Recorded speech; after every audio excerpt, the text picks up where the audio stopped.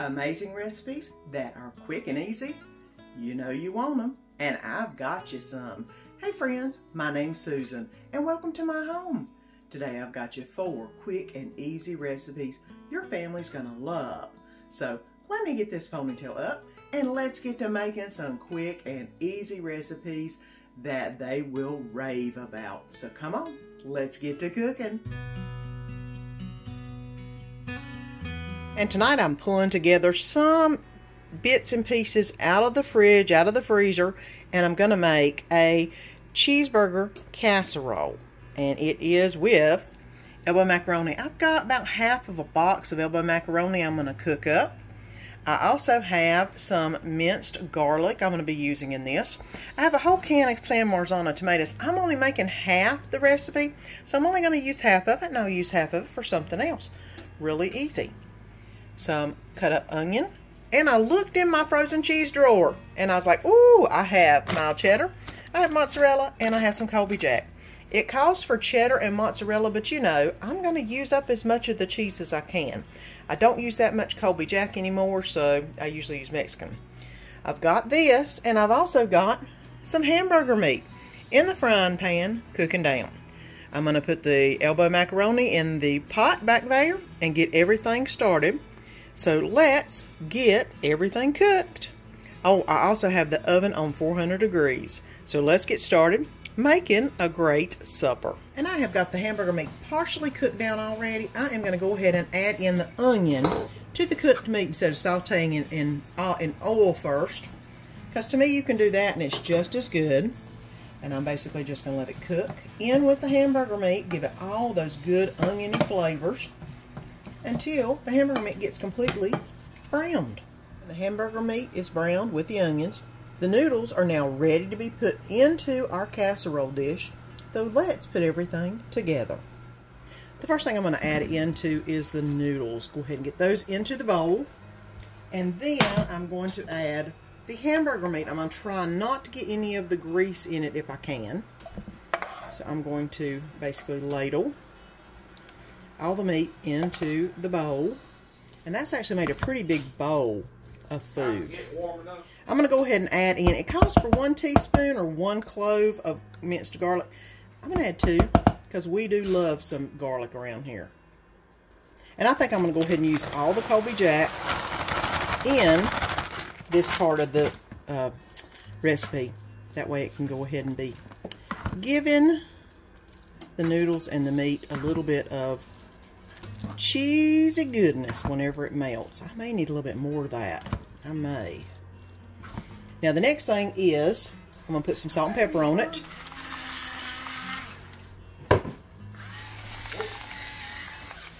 And I'm going to add in about half of the can of Salmon tomatoes.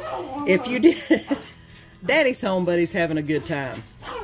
If you did the full recipe, you need the full can. I'm going to do about half the can, because I don't need the whole can. There we go. I'm going to go ahead and put these in so they can get mixed in together. I did mush a few of those tomatoes, you know what I mean by mush. And now they're in there, and it smells amazing. I may go ahead and add, I've already added salt and pepper. I think I'm going to add a little bit of Italian seasoning. Not a lot, but a little bit. Just to give it a little extra oomph, since I don't actually have spaghetti sauce in it. And it's time to put it in the casserole dish so we can get it cooking. Now hopefully this is going to fit into the dish. I know it's going to be kind of tight because it's a good little bit here. And I may need a bigger dish. And if you're enjoying this video, don't forget to subscribe and ring that bell. That way you don't miss any of the upcoming videos. Let's go ahead and put the topping cheese on top. I've got some mild cheddar. I didn't have any sharp cheddar, so I'm going to go ahead and put that on top. And I'm going to finish it off with some mozzarella. I realize that this already shredded mozzarella and cheddar will not melt as good as if I had shredded it myself. Which, honey, I don't have time for that. I wish I did.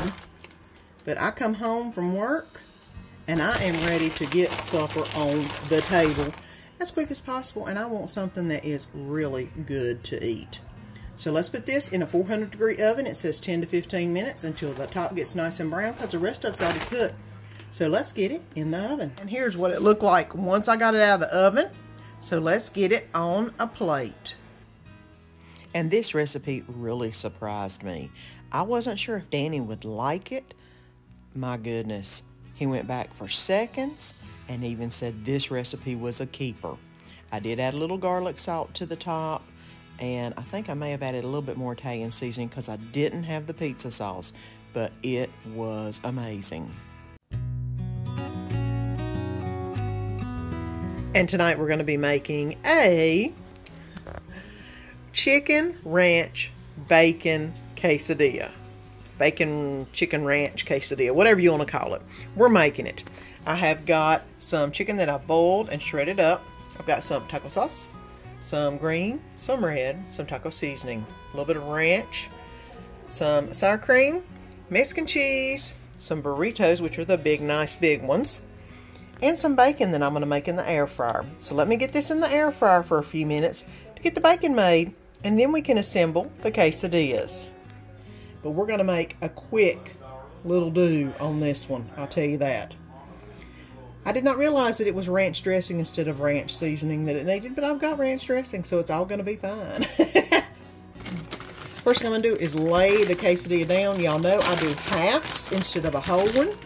I'm going to go ahead and put some cheese on one half side of it, because you know, you've got to let that melt good. I'm now going to put some of the chicken on here. This is like a real-time thing. Turn it this way so you can see what I'm doing. Put about half the chicken on here, I think, probably, or on a fourth of it.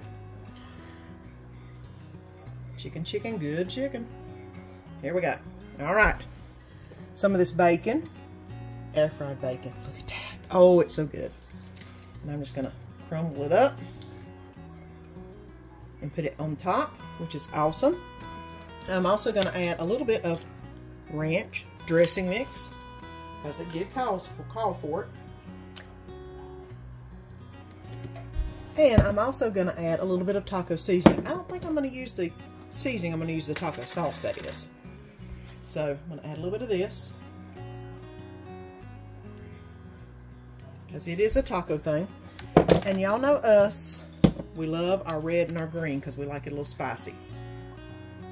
A couple little things of red, a couple little things of green. And the reason that I do half is because it's easier to flip and handle. Now some cheese on the top. What does the cheese do? Well, it glues the top to the bottom. Now let me see if I can raise this up and see how it's doing. Oh, it's looking pretty good. It's looking actually really good. So I am going to get me something to try to flip it that's a little bit big and see if I can get this flipped. Look at that. That is what you call a beautiful flip. I hope y'all could see it. Hope I didn't have any elbows and arms in the way. But that is going to melt down just a little bit. I do have it on kind of a low heat right now, but I've got to wait till it starts melting the cheese. I may go ahead and put the lid on and take it off the heat for a minute to get it warm enough to melt the cheese for a second. So let me go ahead and get this completed, and I'll bring you back and show you what it looks like. And here we go. I forgot to add the onion in that one, but that's okay. I'll add some in the next one. I'm going to go ahead and put some cheese on top because it is still warm, and a little bit of sour cream because you know that's what we like. Now what you'll do is cut this into 3 different pieces, and you have an amazing quesadilla. And this recipe was just about in real time. You saw how quick that came together if you have everything laid out and ready to go. This was really good. I enjoyed it, and so easy. And let's make some slow cooker creamy tomato basil chicken for lunch today, since it only takes about, what says 3 to 5 hours. So we'll see. We might have a late lunch. I've got some chicken tenders here. I've got some Italian seasoning, some minced garlic. This is basil from the garden a year or two ago, actually. Some cornstarch, some heavy whipping cream, and the leftover can of San Marzano tomatoes from earlier this week. I just basically mushed the tomatoes. So that's what I'm using instead of the pasta sauce. Since I already had it, might as well utilize it. And of course, our crock pot. So let's get to putting everything in the crock pot. First thing going in is the chicken the chicken tenders. I'm going to go ahead and put them in and get them spread out across the bottom of the crock pot so they can cook evenly. It does call for 4 boneless chicken breasts, but I had these and I want to use them, so there you go. And the next thing I'm going to put in there is some diced tomatoes. I forgot to add them to the lineup, but I'm just going to get them dispersed across the chicken. And next is the Cento tomatoes that I mushed up. Instead of the pasta sauce, you could always just use pasta sauce, that's fine. But I had this, and this makes some amazing flavors. 1 teaspoon of Italian seasoning is going in next. Some salt and pepper are also going in. And I'm going to use a little bit of this dried basil. I am just going to, it calls for half a teaspoon, so I'm not going to do much, just a little bit on top. And 2 teaspoons of minced garlic. I'm putting in a heaping teaspoon of minced garlic. And finally, I'm going to pour over the heavy whipping cream and the cornstarch mixture into the container. And I'm going to whisk, or not whisk, but stir all of it around. Get all the goodness all over the chicken. There you go. Now this is going to go in the crock pot for 3 to 5 hours on low. So now everything's in the crock pot. Let me get the lid on, turn it on low, and I'll bring you back whenever it's done cooking. And when I came in, here's what it looks like. Woo, you're fogging up. What I normally do is get my meat masher and go through the chicken and shred my chicken. I don't know if y'all can see how it's shredding it, but it does a really great job. That way you don't have to pull the chicken out or get 2 forks and get in there. You can just use your meat masher, your normal one, and just go around and shred all the chicken. And I do this to see if there are any big pieces. Oh, and look at that. That looks so good.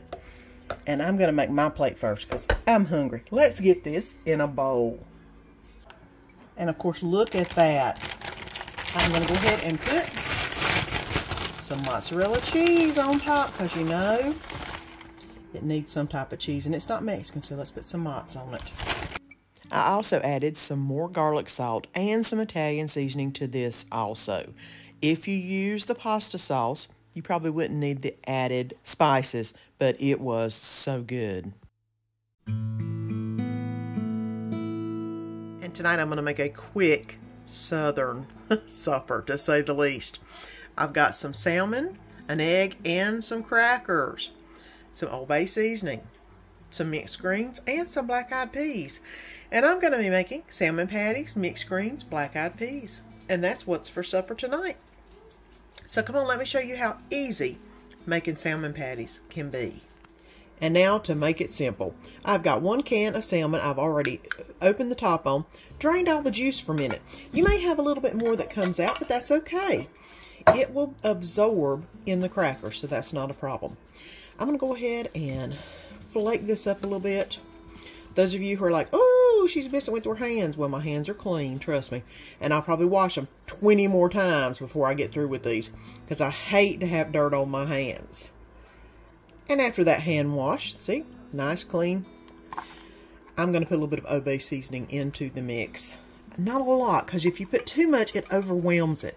So I'm probably putting about 1/4 of a teaspoon into that. 1 can do 4 to maybe 6 small salmon patties, and it depends on how many saltine crackers you put in the mix. I am going to put probably about 1/4 of a sleeve to a 1/2 of a sleeve. Like I said, it depends on who you're feeding, how many you're feeding, and how far you want to stretch the salmon. This is probably pretty good. That's about 1/4 of a sleeve, because it's just Danny and I. If you needed to basically spread it or stretch it to feed about 4 people, you would definitely need 1/2 of a strip, or 1/2 of a sleeve, that is. Next thing I'm going to do is add the egg into the mix. There we go. And then mix everything around. And you can use a spoon, you can use whatever you want. I've always just used my hands. Like I said, they're clean. They're going to be washed probably another time here in just a minute, because I cannot stand having stuff on my hands.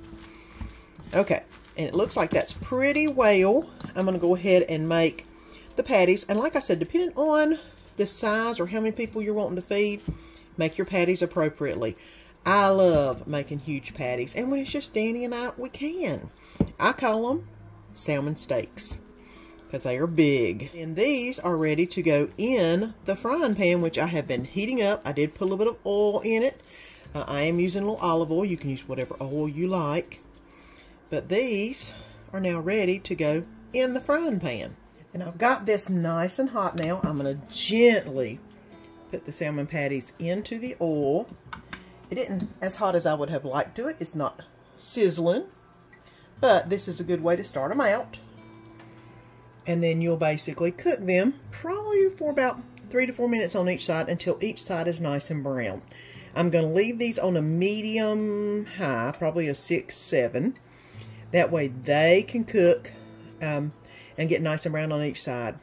The middle is always going to be a little tender, but you definitely want the middle to also get done, because these are so big, they take that long. If you made these smaller salmon patties, you'd probably do about 1 minute to 2 minutes on each side until they were brown, and then you'd be done. But these are huge. These are salmon steaks. And yes, that's what we're having. And they are so good. So let me get these cooking while the other 2 pots are going, and then I'll bring you back. Maybe when I flip them, maybe when I plate them. We'll see which one happens. And this is what they look like when I flipped them over. They are looking so good. Now let's get the other side this brown, and we are ready for supper.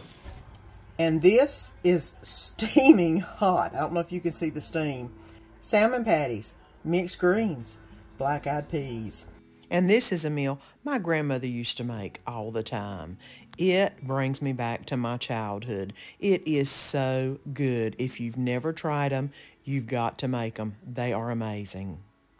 Weren't those recipes amazing? I told you, especially one that Danny loves. Oh, you know they're few and far between. And if you haven't already, press that little button down below and subscribe. That way you don't miss any of the upcoming videos, and ring that bell. That way they tell you whenever I put them up. Until next time, see you then.